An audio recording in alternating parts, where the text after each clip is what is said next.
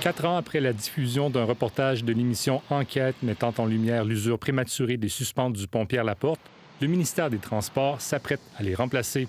Il assure que l'ouvrage demeurera sécuritaire jusqu'à la fin des travaux, prévus en 2029. Les consolidations de suspentes qu'on a fait, là, c'était justement pour s'assurer là, que le pont demeurait intègre jusqu'aux travaux. Les suspentes sont des câbles en acier qui retiennent le tablier du pont Pierre-Laporte.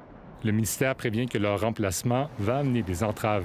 On va avoir des fermetures partielles de nuit là, dans une direction ou dans l'autre là, pour les prochaines années. C'est une cadence qui est assez lente.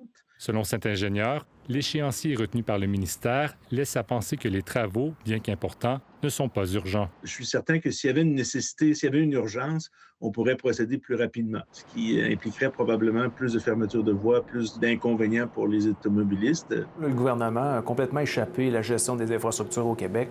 De son côté, le syndicat qui représente les ingénieurs du gouvernement reproche au ministère des Transports d'avoir mal planifié l'entretien du pont.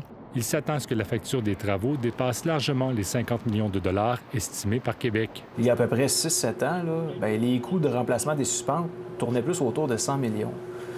Aujourd'hui, ça risque d'être encore plus élevé que ça. Donc 50 millions, on aurait un bon deal si jamais on signait un contrat à ce prix-là. Les travaux vont coïncider avec plusieurs chantiers dans le secteur des ponts, dont ceux du tramway et du corridor réservé au transport en commun en provenance de Lévis, de quoi aiguiser, encore une fois, la patience des automobilistes. Ici Louis Gagné, Radio-Canada, Québec.